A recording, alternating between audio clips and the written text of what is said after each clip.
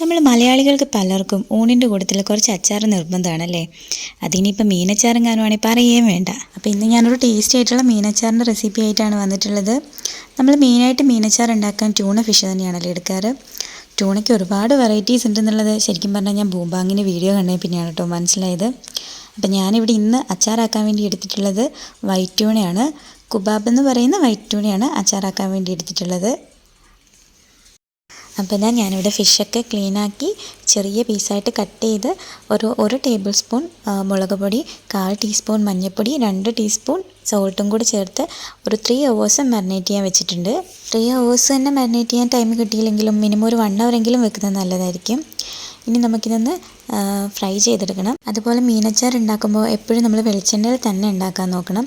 എനിക്ക് ഏറ്റവും നല്ല റിസൾട്ട് കിട്ടിയിട്ടുള്ളത് വെളിച്ചെണ്ണയിൽ ഉണ്ടാക്കിയപ്പോഴാണ്. ഫ്രൈ ചെയ്യാനും വെളിച്ചെണ്ണ തന്നെയാണ് നമ്മൾ യൂസ് ചെയ്യുന്നത്.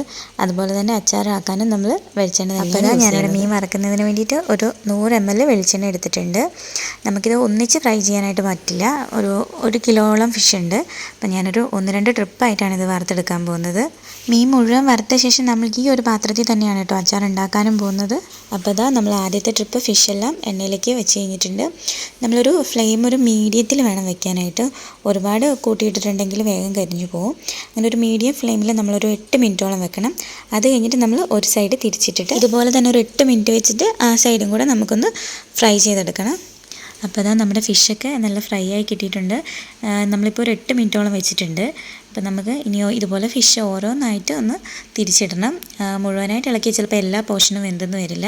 അതുകൊണ്ട് നമുക്ക് ഓരോന്നായിട്ട് തിരിച്ചിട്ട് കൊടുക്കണം. അതുപോലെ തിരിച്ചിട്ട ശേഷം നമ്മളൊരു 8 മിനിറ്റോളം തന്നെ ഒന്ന് ഫ്രൈ ആക്കി എടുക്കണം.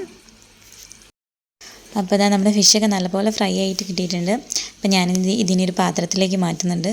അച്ചാറിടാനായതുകൊണ്ട് തന്നെ നമ്മൾ ലൈറ്റായിട്ട് ഫ്രൈ ചെയ്താൽ പോരാ, കുറച്ച് ഡീപ്പായിട്ട് തന്നെ ഫ്രൈ ചെയ്തെടുക്കണം. പക്ഷേ കരിയാനും പാടില്ല. അല്ലെങ്കിൽ അച്ചാർ ഇട്ടിട്ടുണ്ടെങ്കിൽ ചിലപ്പോൾ വേഗം കേടായി പോകാനുള്ള ചാൻസ് ഉണ്ട്. കുറച്ച് ഡീപ്പ് ഫ്രൈ ആണെങ്കിൽ കുറച്ച് അധികം നാൾ നമുക്ക് യൂസ് ചെയ്യാൻ പറ്റും കേടാവാതെ. അപ്പോൾ ഞാൻ ഫിഷെല്ലാം ഒരു പാത്രത്തിലേക്ക് മാറ്റി കഴിഞ്ഞിട്ടുണ്ട്. ഇനി നമുക്ക് ഇതുപോലെ തന്നെ അടുത്ത ട്രിപ്പും കൂടി ഒന്ന് ഫ്രൈ ചെയ്തെടുക്കാം. അപ്പോൾ ആദ്യത്തെ പോലെ തന്നെ ഞാൻ ഈ ട്രിപ്പ് ഫിഷും 2 സൈഡും നല്ലപോലെ ഫ്രൈ ചെയ്തെടുത്ത് വെക്കുന്നുണ്ട്.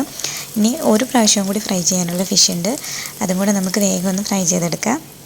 അച്ചാർ ഉണ്ടാക്കാൻ വേണ്ടി നമ്മൾ ഫിഷ് ക്ലീൻ ആക്കുമ്പോൾ എപ്പോഴും അതിൻ്റെ മുള്ളൊക്കെ ഒഴിവാക്കി എടുക്കണം. അതുപോലെ തന്നെ സ്കിന്നും റിമൂവ് ചെയ്തെടുക്കുന്നതായിരിക്കും നല്ലത്. സ്കിൻ ഇട്ടിട്ടുണ്ടെങ്കിൽ അത്ര നല്ല ടേസ്റ്റ് ആയിരിക്കില്ല അച്ചാറിന്. അതുകൊണ്ട് തന്നെ നമ്മൾ ഇതുപോലെ ഫിഷൊക്കെ നന്നാക്കിയിട്ടാണ് മേടിക്കുന്നതെങ്കിൽ സ്കിന്ന് കളഞ്ഞ് തന്നെ മേടിക്കാൻ ഓർത്തോളൂ കേട്ടോ. അപ്പോൾ നമ്മൾ ഫിഷെല്ലാം ഫ്രൈ ചെയ്തെടുത്തിട്ടുണ്ട്. ഇനി ഇത് വെച്ച് എങ്ങനെയാണ് നമുക്ക് അച്ചാർ തയ്യാറാക്കുന്നതെന്ന് നോക്കാം. അപ്പോൾ നമ്മൾ ഫിഷ് വറുത്ത അതേ പാനിൽ തന്നെയാണ് അച്ചാർ ഉണ്ടാക്കാൻ പോകുന്നത്. കുറച്ച് വെളിച്ചെണ്ണയും കൂടെ നമ്മൾ ആഡ് ചെയ്ത് കൊടുക്കുന്നുണ്ട്. ഒരു 2-2.5 ടേബിൾ സ്പൂണോളം വെളിച്ചെണ്ണ വേണ്ടി വരും അച്ചാറിടാൻ വേണ്ടിയിട്ട്. തീരെ എണ്ണ ഇല്ലാതായിട്ടുണ്ടെങ്കിലും പിക്കിൾ വേഗം കേടായി പോകാൻ ചാൻസ് ഉണ്ട്. അതുകൊണ്ട് കുറച്ച് എണ്ണ കൂടുതൽ വേണം അച്ചാർ ഉണ്ടാക്കാൻ എപ്പോഴും നമ്മളെടുക്കാൻ. വെളിച്ചെണ്ണയിലിട്ട് വഴറ്റാനായിട്ട് ഞാനിവിടെ ഇഞ്ചി എടുത്തിട്ടുണ്ട്. അതുപോലെ കുറച്ച് കറിവേപ്പില ചെറുതായിട്ട് കട്ട് ചെയ്തെടുത്തിട്ടുണ്ട്.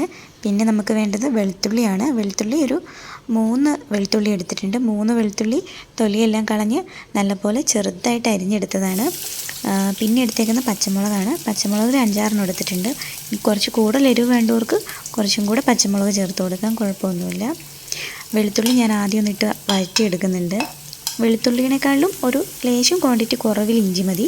ഇഞ്ചി നമുക്ക് നല്ലപോലെ ചെറുതായിട്ട് കട്ട് ചെയ്ത് തന്നെ എടുക്കണം. വെളുത്തുള്ളി ഒന്ന് ചെറുതായിട്ട് വഴന്ന് വരുമ്പോഴേക്ക് നമുക്ക് അടുത്ത ഇൻഗ്രീഡിയൻ്റായ ഇഞ്ചിയും കൂടെ ചേർത്ത് കൊടുക്കാം.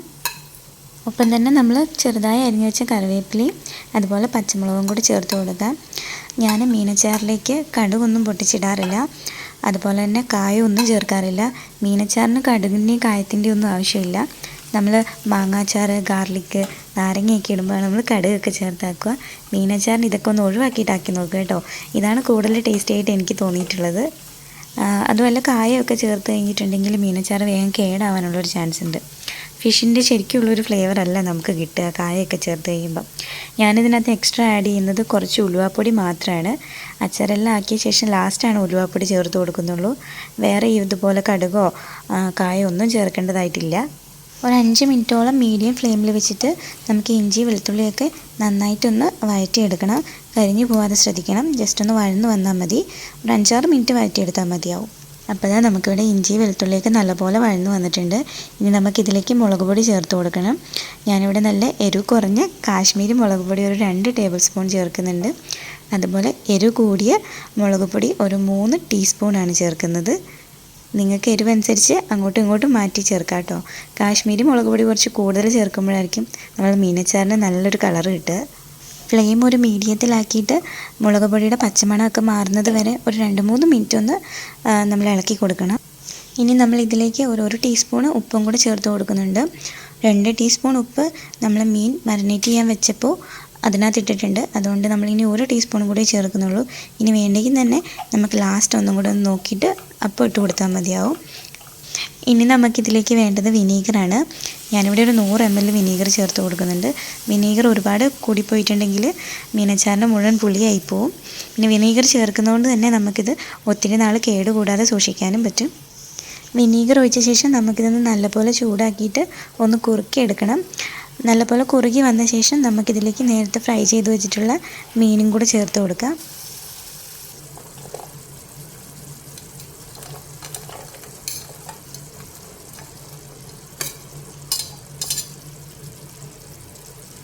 മീൻ ചേർത്ത ശേഷം നമുക്കിതെല്ലാം കൂടെ നല്ലപോലെ ഒന്ന് മിക്സാക്കി കൊടുക്കണം.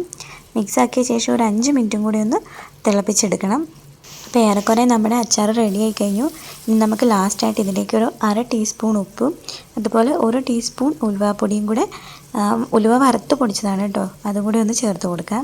ഉലുവാപ്പൊടിയൊക്കെ ഒന്ന് മിക്സാക്കി നമുക്ക് ഫ്ലെയിം ഓഫ് ചെയ്ത് നോക്കാം. ഇതാ അപ്പം നമ്മുടെ അടിപൊളിയായിട്ടുള്ള ഫിഷ് പിക്കിൾ റെഡി ആയിട്ടുണ്ട്. നല്ല ടേസ്റ്റി ആയിട്ടുള്ള ഫിഷ് പിക്കിളാണ് കേട്ടോ. അത്യാവശ്യം ദിവസം കേടുകൂടാതെ ഇരിക്കുകയും ചെയ്യും. അപ്പോൾ ഫിഷ് പിക്കിൾ ഇഷ്ടമുള്ള എല്ലാവരും ഇതുപോലെ ഒന്ന് ട്രൈ ചെയ്ത് നോക്കണം.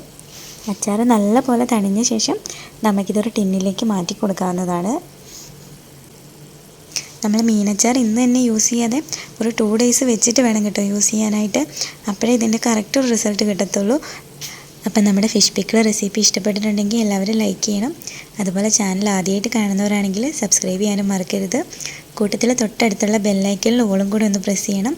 എന്നാൽ മാത്രമേ ഞാൻ അടുത്തിടുന്ന വീഡിയോയുടെ നോട്ടിഫിക്കേഷൻ നിങ്ങൾക്ക് ലഭിക്കത്തുള്ളൂ. അപ്പം നെക്സ്റ്റ് വീഡിയോ വരുമ്പോഴേക്കും ബൈ ബൈ.